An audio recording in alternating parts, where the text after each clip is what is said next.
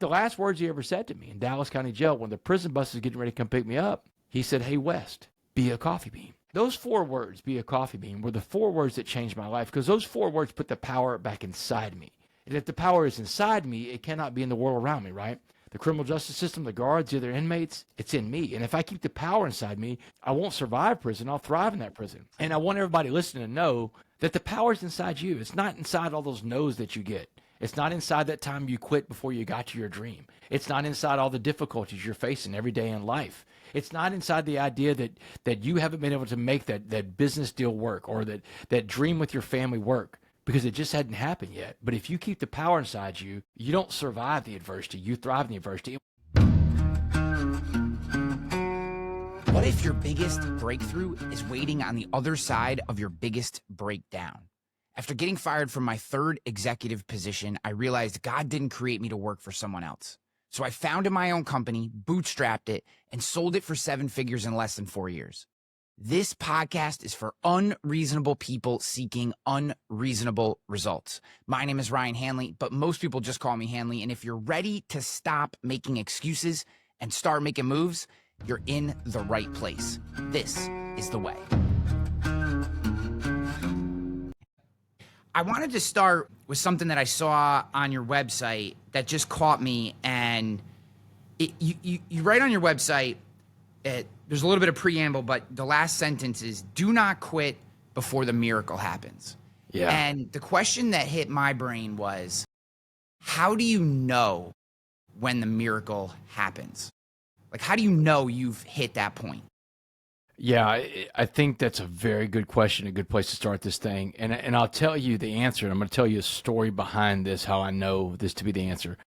The answer to when the miracle happens is when you've not only achieved the goal you're trying to achieve, but it's something bigger than you could have ever imagined, right?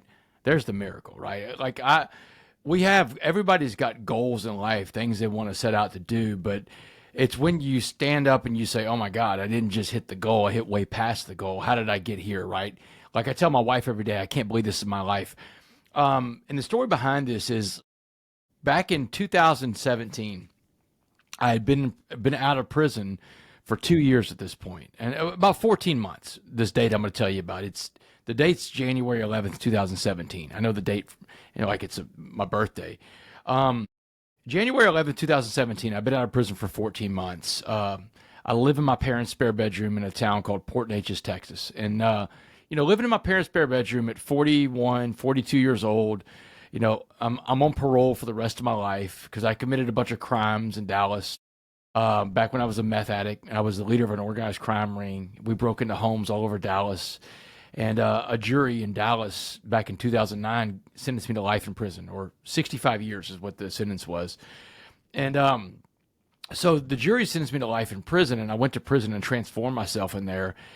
And after I got out of prison on early release, which is parole, I knew I wanted to share this story because I had an incredible story, the message of the coffee bean, and we'll talk about the coffee bean later.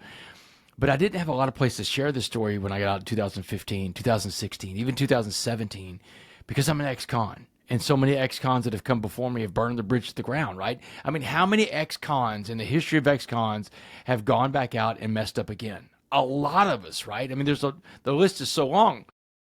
So I've got this story to tell, and I know that the right audience at the time is going to be college football, because I played Division I college quarterback back in the day. I was a starting quarterback at the University of North Texas in the mid-'90s. So, in fact, at 20 years old, I was a starting quarterback on a Division I team. So I've got this great cachet to spin with college football teams, but I don't have any coaches. I don't know any coaches 20 years later in 2017. But a buddy of mine in Houston, Texas, calls me up. Houston is 90 miles away from where I live. He said, "Hey, get to Houston right now." He works in the media. He said, "Get to Houston right now. It's the Bear Bryant Coach of the Year award. They're gonna name the best college football coach in America. The 8 best coaches in the country are in this room right now. I've got an extra press pass. I'm gonna sneak you in." So, man, Ryan, I drive the 90 miles from Beaumont to Houston. He sneaks me in the back door Toyota Center, and he hands me a press pass. And so there I am in this room, and all these coaches are there. USC, Wisconsin, Penn State, PJ Fleck, they're all in this room, and I'm in this room too with my dream and my pitch that I'm going to pitch these guys of why they should bring me to talk to their team. So I go around that room that night, Ryan, and I meet every one of these coaches. I shake their hand, I give them my pitch, and I tell them why they should bring me in to talk to their team. And every single coach I meet that night slams a door in my face. They all tell me no. It's a bloodbath of no's. In 1 hour, I got 7 no's from 8 coaches. It's a no every 8 minutes. So now I'm standing in the corner of Toyota Center. I'm 10 feet from the door. I'm licking my wounds. I'm feeling sorry for myself. And the voice in my head is screaming at me, go home. The voice in my head is telling me things like, you don't belong in this room. The dream was too big for you, Damon. The voice in my head is calling me an imposter. And I know every single person listening to this podcast right now knows the imposter voice. But I'm going to tell you something I quit doing a long time ago, Ryan. Listening to myself. And I found out why I started listening to myself. Sometimes the voice in my head that was talking to me that I was listening to was fear talking to me. And you don't want to listen to fear because fear's a liar, right? So instead of listening to myself, I talk to myself. It's a technique I picked up while I was in prison. And I remind myself that night, Damon, you survived prison. This isn't going to hurt you like prison. You came to talk to 8 coaches. You're not leaving until that last coach in the room tells you no. And the last coach, Ryan, hardest guy to get to in the room. His team had just beat Alabama 2 nights before for the national championship. Everybody is in line to talk to this coach. But I'm relentless, so I stalk Dabo Swinney around this room, the head coach of Clemson. And I look like a crazy person, Ryan. I'm hiding behind fake plants. I'm pushing people out of the way. Dabo sees me, and security sees me too. They're going to throw me out of the Toyota Center. But I get in front of Dabo, I give him my pitch, and I come up for air, and Dabo looks terrified. He's like, man, you got a card on you? It looks more like a stick-up than a pitch, right? Oh, man, I was like, I've seen that look before. And, inside, the wheels are just spinning. Man, this is terrible. I give him my card. He looks at it. He said, I'll check you out. He takes off. He's a nice enough guy, but that's a no. But I would tell you what I felt good about that night was that final no, because that final no meant that I left it all on the field. And that's one of the biggest takeaways I got from playing sports all my life. Or like this old guy that told me the story about the coffee bean in county jail. He said, you don't have to win all your fights, but you do have to fight all your fights. And so that night, I fought my fights. I lost them all, and I went home and I slept like a baby because I did everything I could in my power to make that dream come true. And I just kind of resigned myself to maybe the dream's not going to happen. Well, 4 months later, I got an email out of the blue. It's the director of football operations at Clemson University, a guy named Mike Dooley. Mike Dooley's email said, hey, Damon, Coach Swinney met you at a award show in Houston. He'd love to have you come talk to his team. Do you have August 1st open? And I'm like, brother, I got every first open, man. I got nothing going on, man. The only thing I'm doing at 2017 when he emails me is the entire time that I've got this presentation I want to do in front of people, but I don't have a lot of options. I practice my presentation every night in my parents' spare bedroom. They got a mirror in there, a little vanity mirror my mom had when I moved in. So for 2 years, I've been practicing my presentation, getting myself ready, getting in my reps, because anything you want to be good at in life, you got to practice that in life. There's no such thing as an overnight success. It doesn't exist. It's not real. So that day I told Mike Dooley, man, look, you can have any Monday you want in 2017, man, because I'm just talking to a mirror at this point. He said, well, let's set the date for August 1st, 2017. August 1st, 2017, I go speak to the Clemson Tigers, the defending national champs of college football. And when I get done my presentation that night, Dabo's in my face now. And Dabo's a high-energy guy, man. He's like, Damon, that's the most amazing story I've ever heard. I've never seen my players respond like that to a speaker. He said, have you been to Alabama to talk to their football team? And I'm like, no, man, I hadn't been anywhere. I've been to Clemson. He said, well, we're going to see about that, Damon. He said, I just texted Nick Saban from the back of the room. Ryan, the next day when my flight lands in Houston for my trip to Clemson, I turn my phone on. There's a voicemail and a text message from the director of football operations at the University of Alabama. The whale. The biggest program in America with the best coach to ever do it. And here's what the voicemail said. Hey, Damon, Dabo called Coach Saban last night. Coach Saban cannot wait to hear your story. He said, how does August 21st, 7:30 p.m. work for your calendar? And I'm like, man, I'm laughing out loud. I don't even have a calendar at the time, right? And I was like, man, I'll be there. So just like that, Dabo Swinney just kicked open the biggest door to college football, and Dabo didn't stop there.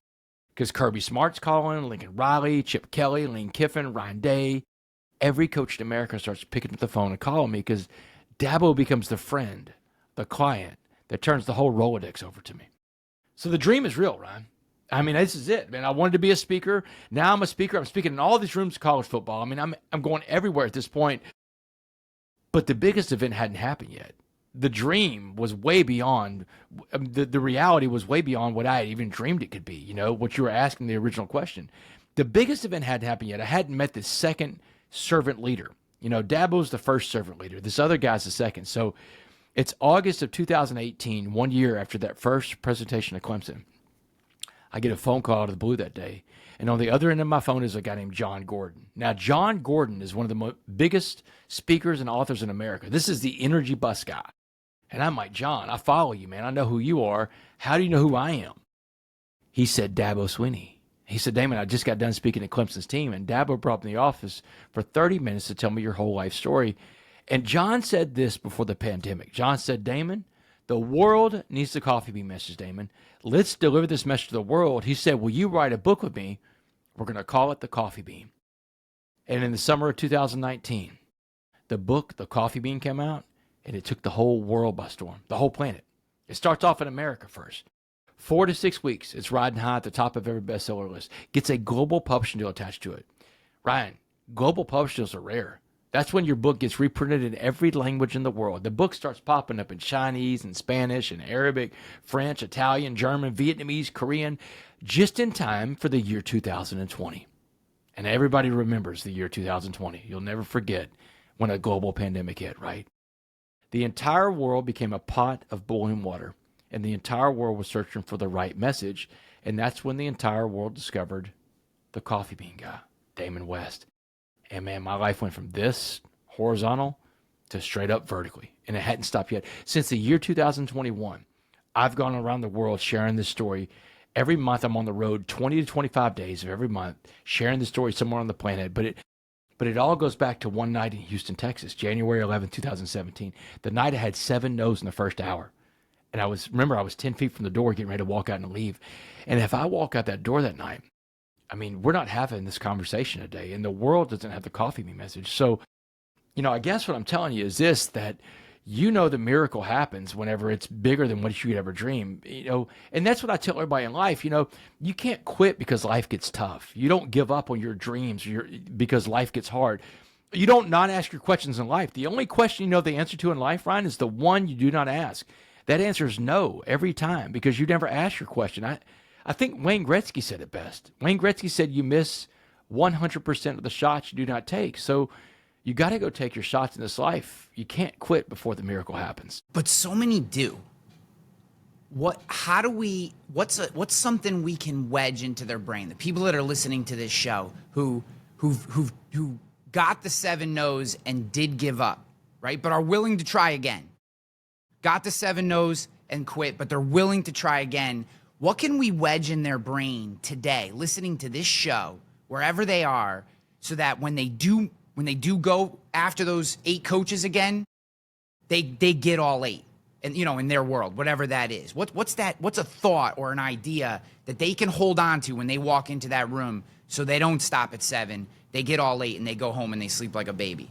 Yeah. So here's a great place to introduce the coffee bean, because that's what I think is the thing that everybody can take with them. And, anybody from 5 to 95 years old can pick this message up. So in 2009, the jury sentenced me to life in prison for organized crime. And in the little intermediate period between the time that I'm been sentenced and the prison bus comes to get me, I'm in Dallas County Jail, and I'm asking all these people in Dallas County Jail, how am I going to survive? What am I going to do? And everybody's telling me the same thing. You got to get into a gang. You can't survive without a gang. But my mom and my dad had made me promise I wouldn't get to a gang. So I run into this old black Muslim man named Muhammad. Now, Muhammad's a career criminal, in and out of prison his entire life, but he's the most positive guy I've ever met in my life. And Muhammad comes every morning, he comes by my cell and he picks me up. He checks on me. So this particular morning he comes by. He's like, hey, listen, West, I've been watching how you're dealing with these knuckleheads and these dummies talking about you got to get into a gang. He's like, man, don't listen to these fools, but let me tell you what prison's really going to be like. And that's when he tells me what prison's going to be like, the racial dynamic in there, the fact that I'm going to have to fight. That's what he tells me. You don't have to win all your fights, but you got to fight all your fights. But he sees the fear in my eyes, and that's when he shares with me. He says, listen, let me break this down in a different way. He said, I want you to imagine prison as a pot of boiling water. He said, anything we put into a pot of boiling water will be changed by the heat and the pressure inside this pot. He said, I'll put 3 things in this pot of boiling water and watch how they change. A carrot, an egg, and a coffee bean. So here's where I first heard the story of the coffee bean. It was the summer of 2009 in a jail cell in Dallas County Jail, 10 years before John Gordon and I wrote that book in 19. So he said, first things first. He said, if I put a carrot in the pot of boiling water, he said, what happened to the carrot? I'm like, the carrot's going to turn soft. He said, that's right. He said, but the carrot goes in the water really hard and firm. But the water, the prison, will turn the hard carrot soft and mushy and weak. He said, you don't want to be a carrot. He said, what about the egg? What happened to the egg in the pot of boiling water? I'm like, the egg is going to turn hard, like a hard-boiled egg. He said, that's right. He said, the egg has a shell that can protect it physically on the outside.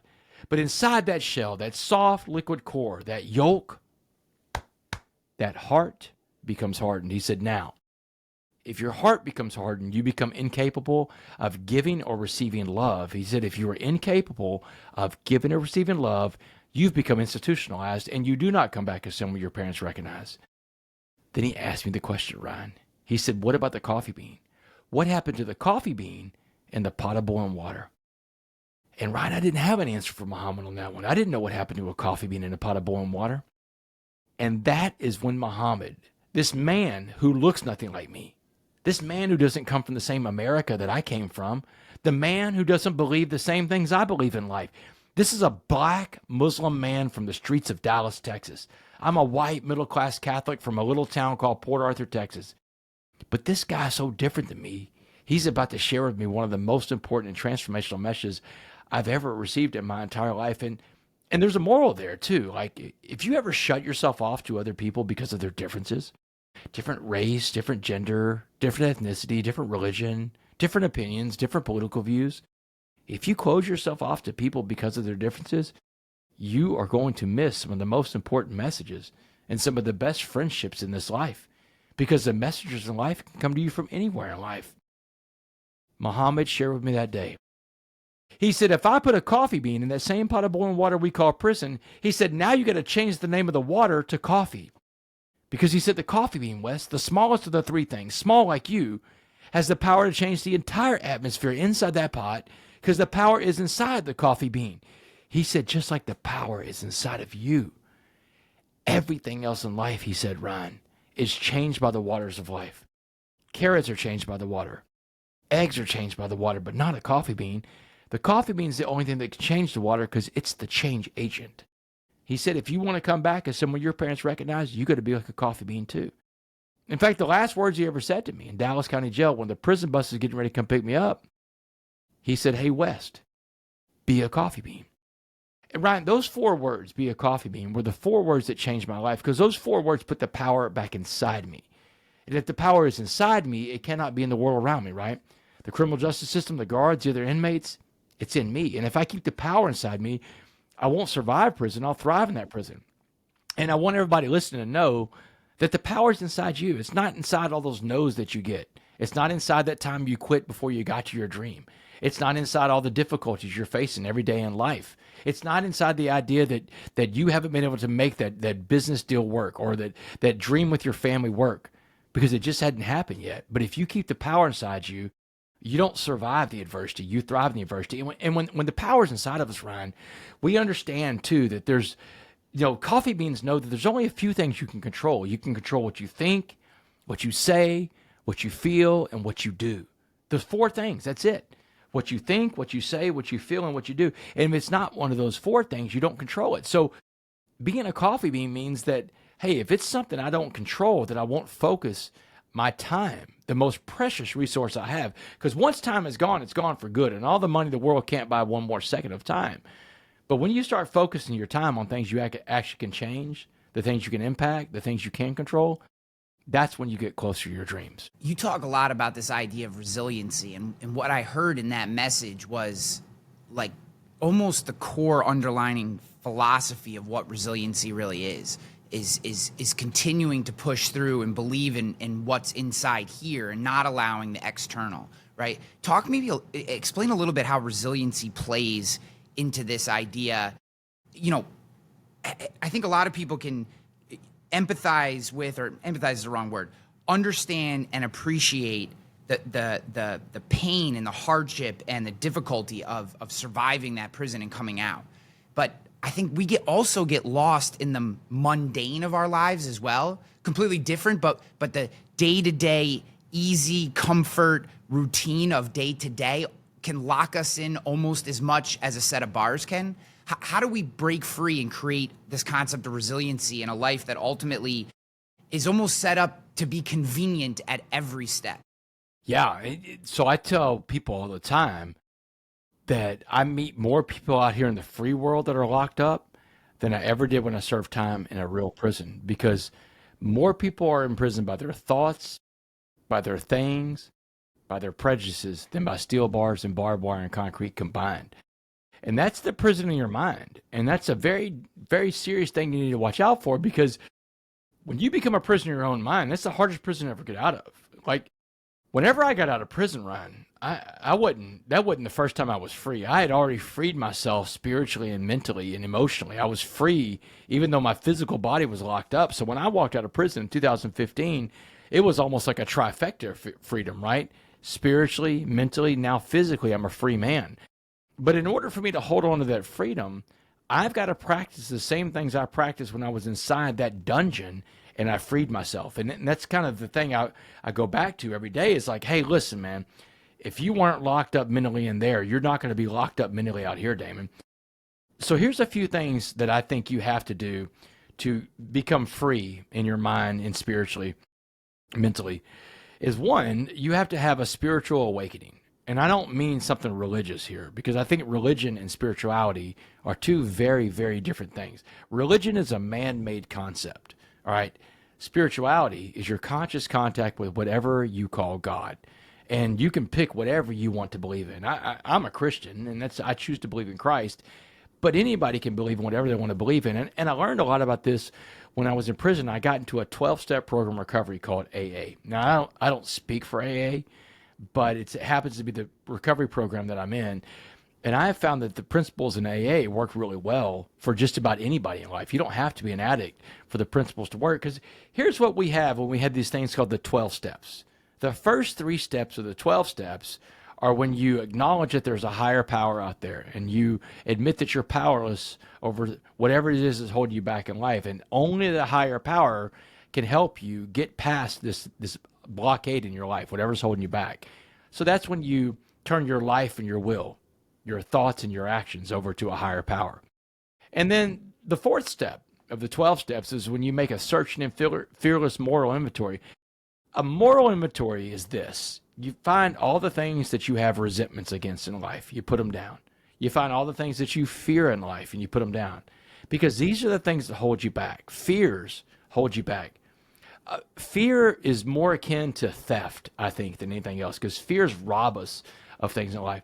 You know, the new book that I just wrote, the book starts off with a question. If someone took control of your life tomorrow, what's the first thing they would change?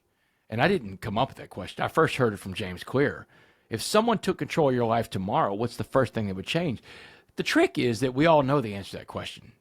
Then the question really becomes, if you know the answer to what the first thing that changes, why have you not already made the change?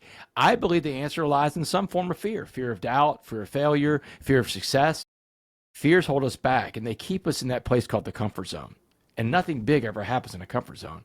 And so in recovery, I've learned how to put my fears and resentments down, and I work this moral inventory. Here's what I'm trying to get to in life. I want to keep my side of the street clean. I can't clean anybody else's side of the street in life, but Damon West can keep his side of the street. And when I mean my side of the street, spiritually, mentally, physically, I want to do the best version of Damon West every single day.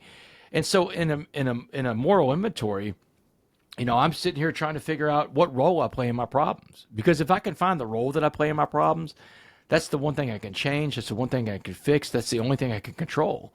And so if I start putting my problems down, and I start figuring out my fears and the role that I play, the resentments, the role that I play, then I can work on the role, my role. And that's the only thing I can control, because you can't control anybody else. Another thing I would tell people to do, wake up with gratitude. Gratitude. You have so much to be grateful for. Even when things are spinning out of control, you have things to be grateful for. Focus on the positive, not the negative. And whenever you're going through something difficult in life, you know, your days are bad. They're just running a bunch of bad days together. You know, focus on the days that you won. Remember the successes you had in life. When I was in that corner of that room, you know, after those 7 no's, I started thinking about man, I survived prison, Damon. You're a pretty unique guy to be able to survive prison. And most people listen to this, you'll never go through a prison experience, right? Most people listen to this will never have a SWAT team come into their living room. But I would argue that the SWAT teams of life come for us in different ways. It's a bankruptcy. It's a marriage failing. It's a family falling apart. It's something happened to one of your kids. It's something happened to one of your pets. These are the SWAT teams of life. But if you can find this mindset that says, no matter what the adversity is that's going to come in my way, there's an opportunity in there somewhere for me to grow, and focus on trying to get to that opportunity, that's when I think we turn our situations around. But it's a mindset shift. When I was in prison, my first cellmate was this little guy named Carlos. And Carlos was this bank robber from San Antonio. Neat little guy. He's serving 99 years, but nice guy. But Carlos is telling me, he said, man, listen, you can't become a coffee bean if you don't stop seeing the way you see prison. He said, your problem is you think prison's a punishment when you should be thinking prison's an opportunity. And I did not understand what he was saying. How can prison be an opportunity? But he told me it was very simple. You have 24 hours a day, 7 days a week now to work on yourself. You can become the best version of yourself possible while you're here. And so it was a mindset shift to start looking at my obstacle as an opportunity in life. Gratitude for where you are. Focus on you and the things that you can change, and have that spiritual component to your life, because it's a big universe out there, Ryan. We can't do it alone. For a long time, I completely disregarded the idea of like a gratitude practice. It felt like huckstery. It felt like ethereal foo-foo. Even though I'm also a Christian, believe in Christ myself, I felt this sense that somehow it was nonsensical or unimportant. You coming in for it? You leaving? All right, hold on. I told you one of them might come down. Yeah, cool, man. Give me a hug, bud. Hey, say hello to Mr. West. Hi. Hi. All right, have a good tournament. I love you, and I will be following on Game Changer, all right? I love you, buddy. I love you, bud. My younger son, Colton, is playing a baseball tournament in Connecticut, and my older son is playing a baseball tournament about an hour north of here. So I'm going with my older son, and my ex-wife is going with my younger son. So that's that. Are you a Connecticut fan in basketball? No. I was a Syracuse fan for when Boeheim was there, because that's the closest school. So we always hated Connecticut. Now I just kind of love watching college basketball in general. Yeah. Haven't Syracuse has lost its hook. Although Jerry Mack is now the head coach. Jerry McNamara from the title run is now the head coach of Siena, which I could hit with a driver and probably a 5-iron from my home. So wow. Rapidly becoming a Siena basketball fan. So this idea of a gratitude practice, it was always like one of those things that I thought life coaches taught you as like a 5-step whatever, and I don't know. And then I started going through some hard times and was searching for things, searching for something that I could grab onto. And in the mornings, I just started like sitting and I would read. I've always read. And after I got done reading and put my book down, I would just sit there for 30 seconds, right? God, thank you for the home that I live in, the children that I have, whatever, right? Whatever hit my brain, and then I'd stand up. And holy shit, bro, like even 30 seconds, even acknowledging one thing changes your perspective on the day. Like one thing, just acknowledging one thing. And you like stand up and there's this weird sensation of like, everything's not terrible. I'm going to be able to get through this thing. It's wild. In like I said, most people will never go through a prison, but everybody's gone through something difficult in life. And I wake up every day and I think to myself, Damon, you didn't wake up in a prison today. Like, how great is your day going to be? Because my worst day out here is better than my best day in there. Now, that can apply to anybody, man, because think about your worst day that you're having right now versus the best day you had in that bad situation you were in, right? I mean, like, if you're let's say someone's going through a breakup, a bad marriage, they're getting a divorce, it's tough to find good days in there, but you survive that. And if you survive that, you can survive other things in life.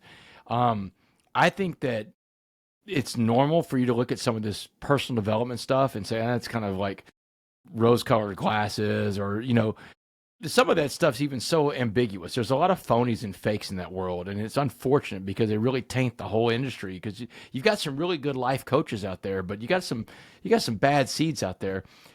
I would say also to be careful, man. Watch out for these people. You know, if someone leads with the bling, the shiny, flashy objects, they're probably a huckster. If Yeah. someone throws their faith out there so much in your face in the very beginning, pay attention to that. I'm not saying they're a huckster, but you want to watch their actions really heavily, right? Because look, man, when people want to tell me they're a Christian, it makes me want to grab my wallet first because I want to make sure that, like, if they lead off with that, right? I'm a Christian, I'm a Christ. All right, now I want to grab my wallet because it feels like you're trying to pick my pocket. But now when I'm watching to see with all these people that want to profess their faith publicly, because I see a lot of that public professions of faith. It's a big deal. A lot of Christians are susceptible to this. And I find that with a lot of my brothers and sisters in Christ, that they let their guard down when someone talks about Christ in public, right? And it blows me away because I'm like, okay, hey, listen, let's watch that person's actions, right? Because if you want to tell me how much you're a Christian, I want to see all that stuff that shows up in the red ink of the New Testament. Show me love. Show me compassion. Show me some mercy. Show me empathy. Show me these things that show up in the red ink of the Jesus' words in the Gospels. And when someone wrongs you, show me all that stuff in the red ink too. Show me that thing about he without sin cast the first stone, right? Grace upon grace. Yeah, a lot of yeah, show me grace, man, because grace is hard. Grace always costs the person giving it more than it costs the person who receives it. So, you know, I would say when you were talking about these some of these people that have tainted that coaching world, and I'm not a coach, I'm just telling you from observation, some of the people have tainted this stuff. Watch people's actions, because if your actions don't align with your words, then you're not authentic, you're not real. And I think that if more people would sit back and say, hey, you know what? I'm going to just watch and see what you do and take a little more time with this decision for you to be a coach in my life. I think we'd have a lot more mentors and mentees that are better matched up. Yeah, I couldn't agree with that more. The unfortunate part about what you just said is that so much of the advice that they would give you is actually correct and is valuable, but the delivery and the lack of the fact that, as you said, they don't live it, right? They'll tell you it, but they don't live it. And so it gets muddled and it gets mucky, and then we don't really understand. And then it takes me 42 years to realize that gratitude and a simple, very simple and kind of salt of the earth gratitude practice is incredibly valuable to my life. And I wish that it hadn't taken 42 years to get there, right? And I think that goes for a lot of these things. That I also think there's something too, man, just test shit. Like, I look at everything as an experiment or a project. I try not to put too much expectation on anything, right? So it's an experiment. So I'm gonna try this gratitude thing because whatever I'm doing today ain't working, right? I'm not feeling better. I'm not getting better, whatever it is. So I'm gonna try this. If it works, awesome. If it doesn't work, get rid of it. People give me shit all the time because I'll tell people that I like to cold plunge, right? This is a microcosm. And they'll be like, you're just another guy talking about cold. Sure, I guess I am. And I guess at face value, I'm just another guy that will say that it works, or at least it helps me. And I said, but I don't, it's not like I do it. I don't sell cold plunges. I don't have a referral code for cold plunges. I don't get sponsored by a cold plunge company. I like that. Yeah. You know what I mean? Like, I have a quasi makeshift tank. It's right there. That's why I'm pointing off the screen for everyone watching on YouTube. And I get into it for one reason. Because I fucking hate it. I hate it. Every day for 5 years. I've been doing it since pre-COVID, so maybe 6 years, like 2018, 2019. Every day, Damon. Every day I stand in front of it and my body is screaming not to get in because I know how terrible it's gonna be. And every day when I do it, I get out and I go, fuck you, bitch voice. Which, right, I can get through this. So the next thing and the next thing and the next thing that day, I can get through that thing because I did this stupid thing that I hate already, right? And I don't know. It's like little hacks like that. But if you don't try stuff, if you don't experiment a little bit, like you said, if you just stay in your comfort zone, you never figure out those things that work for you. Yeah, my dad had a phrase for this, man. He said, "Do things you're afraid of, so you can do things you're afraid of." And it's like the most simple thing. Yeah, do things you're afraid of, so you can do things you're afraid of. The more you do, the more you conquer fears, the more you can conquer other fears, right? Yeah. The more you do stuff that holds you back. Voluntary adversity. Put yourself through some adversity voluntarily, because there's two forms of adversity in life. There's a kind you find because life is hard. Life is going to deal you some tough stuff. But then there's the other kind of adversity that you find yourself in because of the choices that you make. And that can be voluntary adversity too. I mean, like you can do something bad and there's a bad consequence that happens to that. Or you can say like a cold plunge, I'm going to put myself in this situation because I need some adversity. I need to handle some adversity every day that's going to, because you're going to face other adversity in life, right? Do things you're afraid of so you can do things you're afraid of. I love that you do cold plunges every day. I love the fact that you stated you don't sell cold plunges too. Yeah, Like, yeah, it's like, there's no financial gain by me, guys. Just so we clear, there's no yeah, financial gain by me stating that I do this. It's just funny. But then you get all these commenters online, which I love the commenters online, and I want to get to your new book. But dude, I one more thing that I think is just funny. Maybe you'll appreciate. yeah. So I train to box. I don't spar. I don't want to get punched in the head. Doesn't matter. I played football too. I would have played football in college, but I got 3 concussions my senior season. So it was no more football for Ryan. I had That's to a play good college. choice you made. That's a good consequence of a decision. I ended up playing college baseball, so it was all good, but whatever. So I don't want to get punched in the head, but I do train to box a lot because I love the physicality of it. I love that it's aerobic, physical, whatever. It doesn't matter. And for my own, again, I make no money on anything related to boxing, but I will post these videos sometimes on Instagram, mostly as like motivation. Like, look, I'm 44 years old. I'm out here fucking getting after it. Okay. Bro, these guys, and I love them. They will write me essays on Instagram on how they would knock me out. It's amazing. It's the best thing. Like, people are always like, don't read your comments. I love the comments because these guys will be like, oh, you jabbed with your right foot there. I would slip underneath your jab and come up with a hook. And then and like the amount of time that they took to analyze this guy who knows nothing about who watches YouTube videos and tries to mimic them, right? Like, it's amazing. And it's just one of the beauties of human beings and how insane we are. Okay. But the good thing about the comments is that you have a power over that. Like someone that sends you a comment, there's nothing to say that you've ever read the comment. And so, so many times people that put those out there, they want a fight. And if you don't respond back to it, you don't give them what they want. I look at the comments too, man. It cracks me. I did a show recently called Soft White Underbelly. You ever heard of that? Soft White Underbelly is this guy. This guy's in L.A. and he interviews people off of Skid Row, man. I mean, like there's people in active drug addiction, all kinds of stuff. Sammy the Bull Gravano, somebody's interviewed, and you just sit in front of the camera and you tell your story. And man, there's millions of people that follow this guy. And man, I did it recently, and like it posted like a week ago. So I go in there every day and I just check out, and this video's moving, man. And there's people saying, "Oh man, I love this. It's a great story." But you got all these haters, oh my God, he's full of shit, and all this other stuff. I'm just cracking up. Like people are like, this guy never did time in a real prison. I'm like, okay. Oh, but yeah, man, the comments, they don't bother me, man. It's so look, good. here's another rule I live by in life. We're talking about these rules and principles I live by. Other people's opinions of you are none of your business. Other people's opinions of you are none of your business. It doesn't matter what someone thinks about you. And another really foundational principle of my life, when I started working the 12 steps, and I still go to meetings to this day. I go to a couple meetings every week. I'm on the road, so I hit meetings on the road a lot.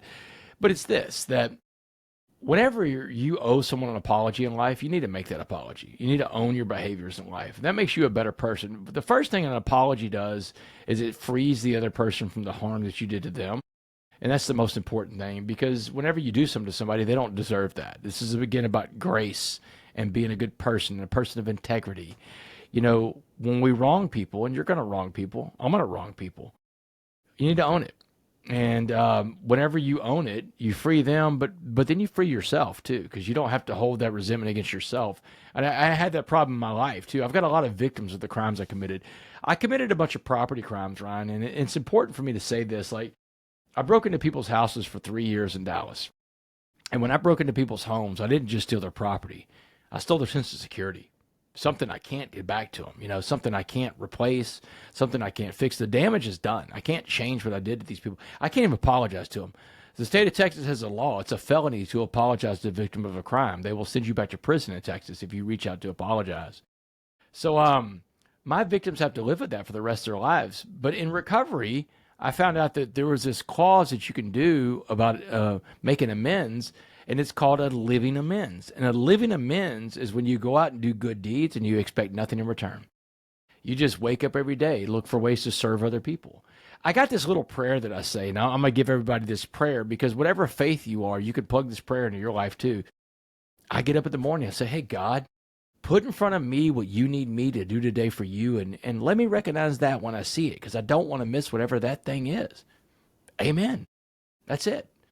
My life is pretty simple when I live out that prayer every day. Now, am I perfect about this? No, man.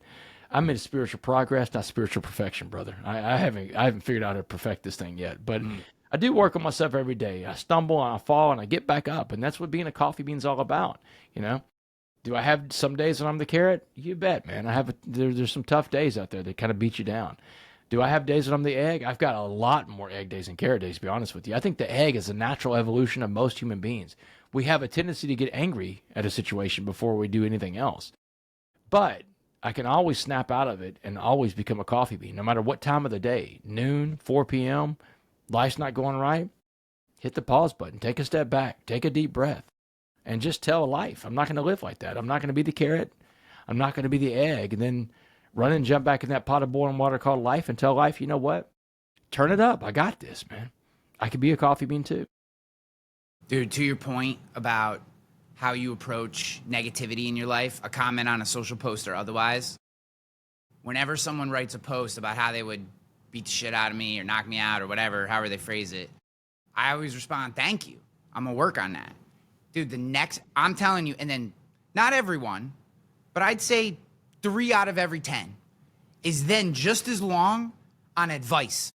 They immediately go, oh, bro, well, hey, man, well, here's what you do. You know, here's a box step routine, or here's then they become super nice. So they, like, the first post is like, you're a jerk, you're terrible, I'd beat the crap out of you. And then just by going like, thanks, man, like, I'm gonna work on that, or like, I appreciate the feedback, all of a sudden, now they're my boxing coach. Yeah. Right, now they're my boxing coach. You turned it around on them. You flipped the script on them. Yeah. To your point about, you know, you can only respond how you respond, and saying, you know, when apologizing and whatever, you know, I think there's so much to that. And I think so many people want to, and they hold it in for whatever reason. And every once in a while, again, like what your dad said, you know, I do things that I'm scared of to do things that I'm scared of. Like, if it scares you to respond or apologize, try it once and see how it feels.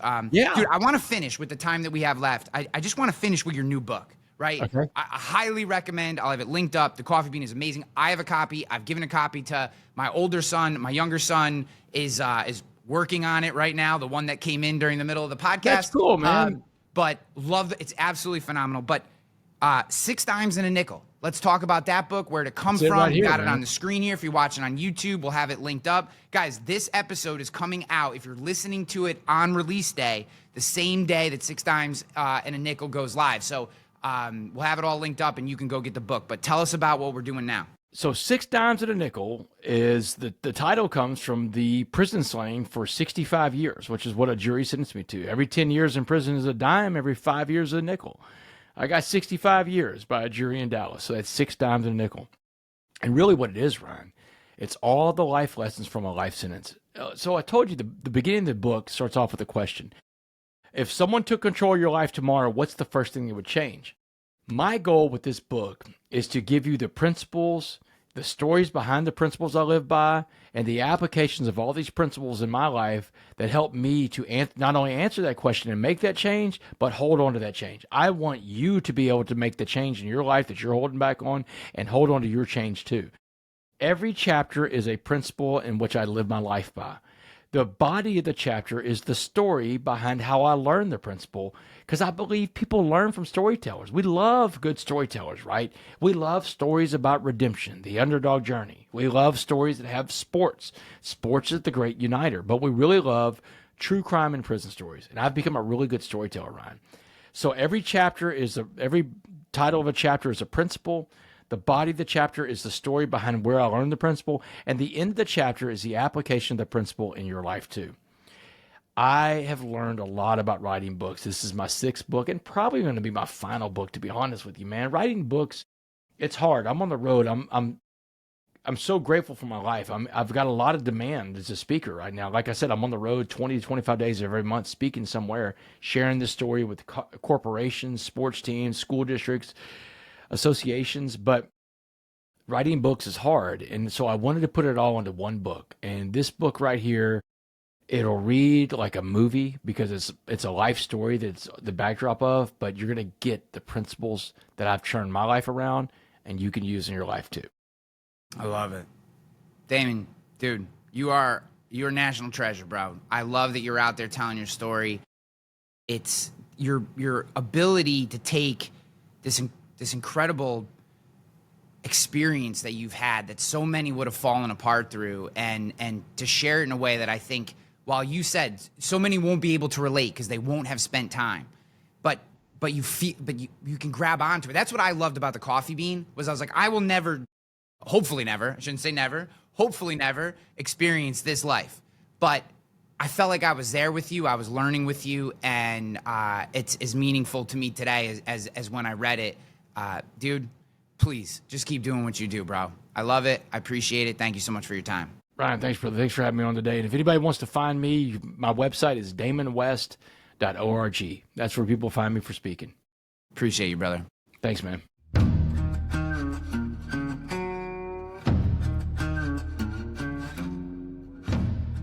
What if I told you that your biggest breakthrough is waiting on the other side of your biggest breakdown? What if the very thing you're afraid of, losing control, facing uncertainty, getting knocked down, is exactly what you need to discover who you're really meant to be? This podcast is for unreasonable people seeking unreasonable results. If you're tired of playing small, if you're frustrated with where you are versus where you know you should be, if you're ready to stop making excuses and start making moves, then you're in the right place. My name is Ryan Hanley, and after getting fired from my third executive position, I finally realized something. God did not create me to work for someone else. That's when I founded Rogue Risk, bootstrapped it from the ground up, and sold it for 7 figures in less than 4 years. This is also when I developed the Reality OS framework, a leadership methodology that helps entrepreneurs find their signal in a world of noise.